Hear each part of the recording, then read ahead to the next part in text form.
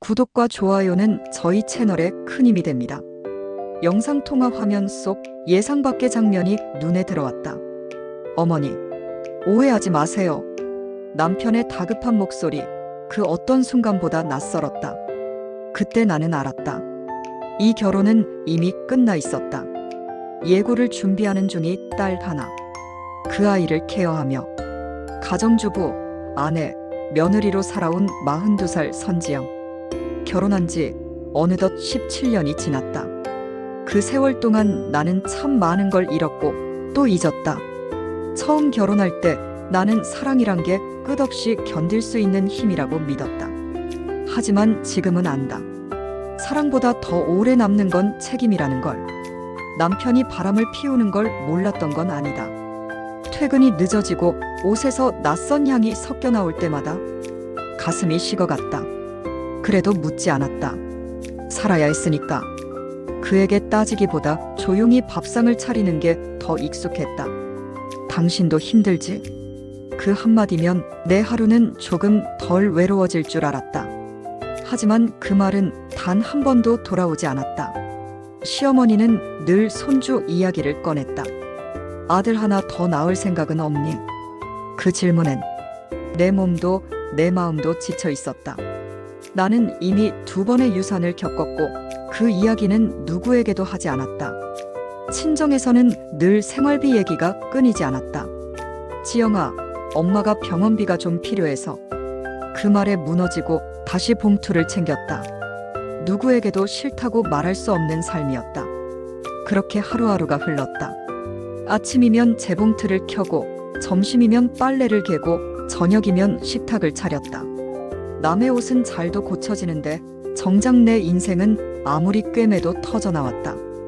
거울 속의 나는 언제나 똑같았다.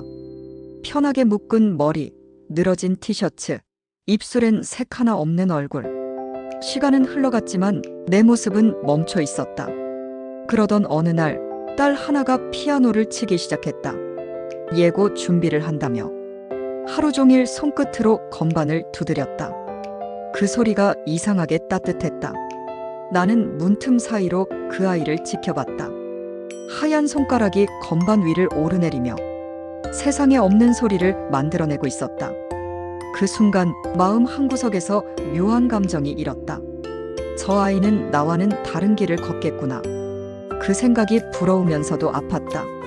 나는 한 번도 피아노를 배워본 적이 없었다. 어릴 때 친구들이 학원 다닐 때 나는 시장에서 반찬을 팔았다. 엄마는 늘 말했었다. 지영아, 우리는 음악보단 밥이 먼저야. 그 말이 평생 나를 묶어두었다. 그래서였을까? 하나가 피아노를 칠 때면 그 소리가 내 인생의 빈자리를 메워주는 것 같았다. 그 아이의 음악 속에서 나는 잠시 엄마가 아니라 나로 돌아가는 기분이었다. 밤이면 남편은 늘 늦게 들어왔다. 휴대폰을 뒤집어두고 씻고 나와선 아무 일 없다는 듯 드라마를 틀었다. 나는 소파 끝에 앉아 그 옆에서 조용히 술을 놓았다. 실이 꼬이고 눈이 아파도 그게 내 하루의 마지막이자 유일한 일상이었다.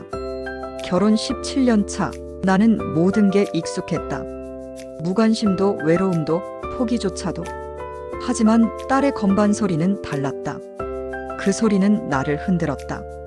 엄마, 내일 레슨 가야 돼. 선생님이 새로운 곡 알려주신대. 하나는 웃으며 말했다.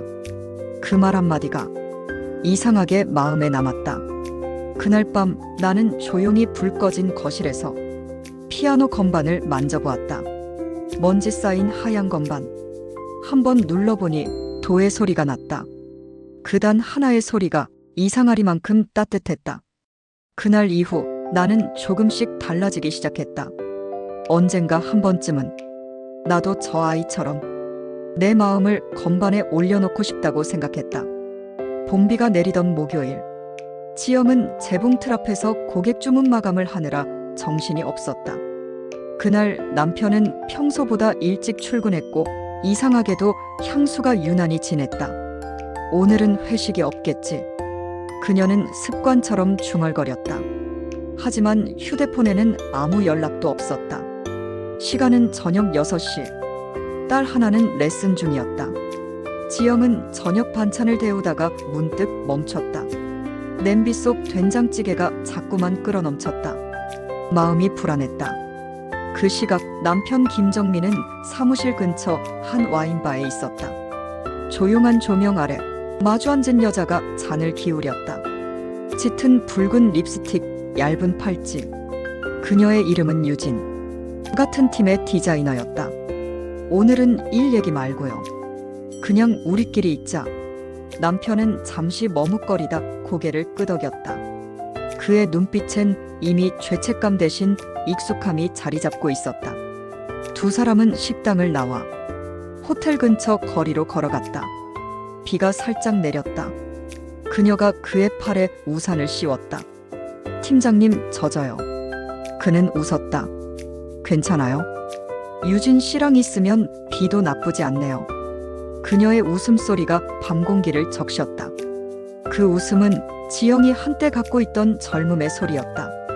한편 집에서는 하나가 피아노 연습을 마치고 엄마를 불렀다. 엄마, 오늘 아빠 늦어? 응, 회식 있대. 지영은 무심하게 대답했지만 눈은 시계를 향했다. 시간은 이미 밤 9시 반. 남편은 그 시각 호텔 로비에서 키를 건네받고 있었다. 잠깐 쉬었다 갈까요? 그녀의 목소리가 부드럽게 흔들렸다. 그는 말없이 따라 들어갔다. 문이 닫히는 순간 세상이 고요해졌다. 밖에서는 빗소리가 유리창을 두드렸다. 그녀는 남편의 넥타이를 풀어주며 웃었다.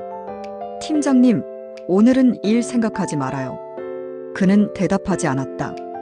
그저 침묵으로 그녀의 입술을 막았다. 그 순간 한 통의 메시지가 도착했다.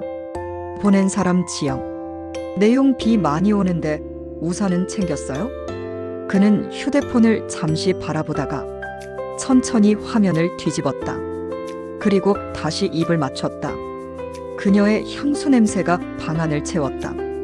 그 향은 다음 날 아침 그의 셔츠깃에서 아직 사라지지 않았다. 다음 날 지영은 남편의 셔츠를 개다가 멈췄다. 카라 부분에 묻은 립스틱 자국, 그리고 낯선 향수 냄새. 그녀는 잠시 멍하니 그것을 바라보다 조용히 세탁기에 넣었다. 이제 이런 일 놀랍지도 않네. 그녀는 혼잣말처럼 말했다. 남편은 여느 때처럼 밥을 먹으며 아무 일 없다는 듯 말했다. 오늘 점심 도시락 말이야, 좀 짜더라. 그 말에 지영은 웃음이 나왔다. 그건 당신 입맛이 변한 거겠죠. 짧은 대화 뒤 집안엔 다시 정적이 흘렀다. 그녀는 식탁 위 도시락통을 바라봤다. 남편이 가져갔다가 그대로 돌아온 도시락. 뚜껑은 한 번도 열리지 않은 채였다. 그녀는 그때 깨달았다. 이 집에서 자신의 음식은 이미 식어버렸다는 걸. 밖에서는 봄비가 다시 내리고 있었다. 그녀는 창가에 서서 남편의 차가 떠나는 뒷모습을 바라봤다. 빗속으로 멀어져가는 테일램프.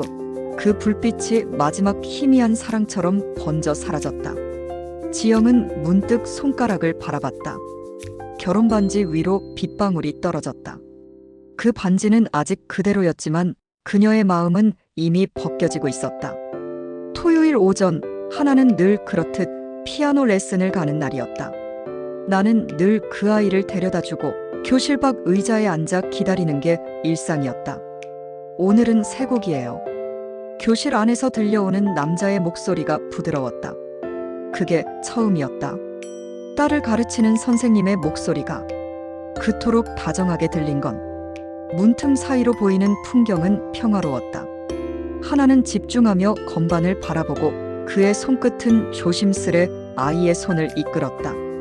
단정한 셔츠 소매, 짙은 초록빛 커튼 사이로 스며든 햇살, 그리고 사람의 온기 같은 공기. 나는 잠시 내가 이곳에 왜 앉아 있는지 잊었다. 레슨이 끝나고 문이 열렸다. 오늘도 고생하셨어요. 그가 웃으며 인사했다. 나는 무심히 고개를 숙였다. 감사합니다. 그 한마디가 어색하게 입 밖으로 나왔다. 다음 주부터는 하나가 학교 일정으로 일주일에 한 번만 온다고 했다. 그는 잠시 생각하더니 말했다. 그러면 어머님이랑 같이 배우셔도 되죠. 나는 웃어 넘기려 했지만 그 말이 자꾸 마음에 남았다. 집으로 돌아오는 길, 하나는 신나서 말했다. 엄마, 선생님 멋있지? 피아노도 진짜 잘 치고. 나는 창밖만 바라봤다. 그렇네. 좋은 선생님 같더라. 입은 그렇게 말했지만 마음 한쪽이 알 수 없이 흔들렸다. 그날 밤 하나는 숙제를 하며 콧노래를 흥얼거렸다. 나는 주방에 서서 그가 했던 말이 계속 떠올랐다. 어머님이랑 같이 배우셔도 되죠. 무슨 생각이었을까? 그저 농담이었을까? 그 말을 떠올릴수록 내 마음은 이유 없이 붉어졌다. 다음 주 토요일 화창한 날씨였다. 하나가 학교로 떠난 뒤 나는 그 아이의 악보를 가방에 넣었다. 잠깐만 들렀다 올 거야. 스스로에게 그렇게 변명했다. 교실 문을 열자 그가 피아노를 닫고 있었다. 어머, 오늘은 혼자 오셨어요? 하나가 학교 일정이 있어서요. 아, 그럼 오늘은 지영 씨 시간으로 하죠. 그는 미소를 지었다. 지영 씨. 그 호칭이 귓가에 오래 남았다. 저는 잘 못해요. 괜찮아요? 손만 올려보세요. 그가 내 앞에 앉았다. 피아노 위에 올린 내 손을 조심스레 바로 잡아주었다. 그의 손끝이 내 손등을 스쳤다. 짧은 순간이었다. 그런데 그 순간이 긴 세월 눌러왔던 공기를 흔들었다. 온몸이 조용히 떨렸다. 이 소리 참 따뜻하죠? 그가 말했다. 나는 고개를 끄덕였다. 네, 따뜻하네요. 그 한마디조차 떨리는 목소리였다. 집으로 돌아와서도 그 손끝의 감각이 사라지지 않았다. 누군가의 손길이 이토록 오래 머문 적이 있었던가. 저녁에 남편이 들어왔다. 오늘 뭐 했어? 그냥 집에 있었지. 그는 대답도 하지 않았다. TV 소리와 냄비 끓는 소리만 거실을 채웠다. 나는 조용히 손을 바라봤다. 피아노 위에 올려졌던 그 손. 그 손에는 오랜만에 온기라는 게 남아 있었다. 그리고 나는 그날 처음으로 거울 속 나를 바라봤다. 주름진 얼굴, 메마른 눈빛. 그런데 이상하게도 그날의 나는 조금 달라 보였다. 그건 누군가를 좋아하는 얼굴이라기보다 오랜만에 살아있는 사람의 얼굴이었다. 그날 아침 창밖엔 흐린 하늘이 걸려 있었다. 딸 하나의 피아노 발표회 날이었다. 남편은 출장을 이유로 오지 못한다고 했다. 이젠 놀랍지도 않았다. 엄마 아빠는 또 바빠? 하나의 물음에 지영은 짧게 대답했다. 응, 대신 내가 있잖아. 회색빛 하늘 아래 학교 강당 앞은 사람들로 붐볐다. 아이들의 웃음소리, 부모들의 대화, 그 속에서 지영은 혼자 앉아 있었다. 무대 위 하나가 피아노 앞에 섰다. 작은 손이 건반 위를 더듬으며 리스트의 사랑의 꿈을 연주했다. 음이 조금 흔들렸지만 그 소리는 솔직했다. 지영은 알았다. 이건 완벽한 연주가 아니라 자신의 마음을 닮은 소리라는 걸. 눈물이 떨어지려는 순간 객석 뒤편에서 누군가 고개를 숙여 박수를 보냈다. 그는 하나의 피아노 선생, 이영우였다. 지영은 잠시 눈이 마주쳤다. 낯설게 따뜻한 시선이었다. 발표회가 끝난 후 지영은 하나를 데리고 카페로 향했다. 우산을 접는 손끝이 떨렸다. 엄마, 피곤해. 먼저 차에서 잘래. 하나는 의자에 기대 눈을 감았다. 잠시 후 카페 문이 열리며 영우가 들어왔다. 오늘 연주 참 좋았어요. 지영은 미소를 지었다. 제가 더 떨렸어요. 아이보다? 영우가 커피를 2잔 시켰다. 지영 씨도 피아노 쳐본 적 있나요? 어릴 땐 배우고 싶었죠. 그땐 그게 사치였지만 지금은 사치가 아니잖아요. 그 말에 지영은 웃었다. 이제 와서 배워서 뭐 하겠어요? 배운다는 건 결과보다 마음이 먼저 움직이는 거예요. 그 말이 이상하게 오래 남았다. 마음이 먼저 움직인다는 말. 그동안 그녀는 한 번도 마음을 움직여 본 적이 없었다. 창밖엔 빗줄기가 가늘게 내리고 있었다. 커피잔 위에 맺힌 김이 천천히 흩어졌다. 둘 사이엔 아무 말이 없었다. 그런데 그 침묵이 이상하게 편안했다. 집으로 돌아오는 길, 하나는 뒷자리에서 잠들었다. 라디오에 흘러나오는 피아노 선율이 지영의 마음을 흔들었다.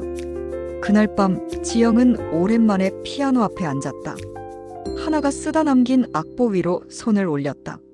손끝이 떨렸다. 그리고 아주 천천히 첫 음을 눌렀다. 낡은 피아노에서 울린 소리는 이상할 만큼 따뜻했다. 그녀는 미소를 지었다. 오래된 마음이 다시 살아나는 소리였다. 며칠 뒤 남편 정민이 출장을 마치고 돌아왔다. 손엔 일본 기념품 가방이 들려 있었다. 여보, 이번엔 진짜 힘들었어. 그래도 일본의 유명한 온천에서 하루 묵었더니 살겠더라. 그는 아무렇지 않게 웃었다. 지영은 그의 손에 든 가방을 바라봤다. 낯선 문양, 낯선 향기. 그 문양은 며칠 전 결제 내역에서 봤던 시즈오카 온천 료칸 이름과 같았다. 그녀는 미소 지었다. 그래요, 피곤했겠어요. 그 말 속엔 아무 감정도 없었다. 밤이 되자 정민은 피곤하다며 방으로 들어갔다. 지영은 가방 옆에 놓인 여권을 우연히 보았다. 무심코 펼친 첫 장, 거기엔 선명한 도장 하나가 찍혀 있었다. JAPAN SHIGUKAARRIVAL.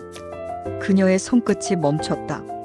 출장지가 부산이라던 그 말은 처음부터 거짓이었다. 식탁에 앉은 지영은 잠시 눈을 감았다. 이제 됐어. 마음속에서 무언가가 조용히 부서졌다. 그날 밤 딸 하나는 피아노 숙제를 마치고 잠들었다. 지영은 불을 끄고 피아노 앞에 앉았다. 악보 위엔 사랑의 꿈이 펼쳐져 있었다. 손끝이 떨렸지만 그녀는 건반을 눌렀다. 첫 음이 울렸다. 그건 슬픔이 아니라 결심의 소리였다. 그때 전화가 울렸다. 엄마, 할머니가 넘어지셨어. 지영은 급히 병원으로 달려갔다. 수술을 앞둔 시어머니가 아들 정민에게 영상통화를 걸었다. 그리고 화면 너머로 하얀 가운을 입은 낯선 여자가 스쳤다. 여보, 지금 어디야? 어머니, 오해예요. 정민의 목소리는 떨리고 있었다. 그러나 그 뒤편 료칸의 전통 다다미와 창살문, 그리고 창밖의 노천탕이 화면에 잡혔다. 그곳은 정민이 말했던 바로 그 일본 온천이었다. 지영은 아무 말도 하지 않았다. 휴대폰을 조용히 내려놓았다. 그리고 손가락을 바라봤다. 오래된 결혼 반지가 빛을 잃은 채 걸려 있었다. 그녀는 반지를 천천히 뺐다. 금속이 닿는 소리가 작게 울렸다. 그건 슬픔이 아니라 해방의 소리였다. 이제 나를 위해 살 거야. 지영은 조용히 말했다. 며칠 뒤 딸 하나는 학교로, 남편은 출근했다. 집엔 오랜만에 고요가 흘렀다. 지영은 여행 가방 하나를 꺼냈다. 안엔 흰 스카프와 악보 한 장, 그리고 짧은 메모를 남겼다. 당신에게 고맙습니다. 하지만 영상 속의 당신 모습이 지워지지 않아요. 그녀는 전철을 타고 공항으로 향했다. 창밖엔 가을 하늘이 펼쳐져 있었다.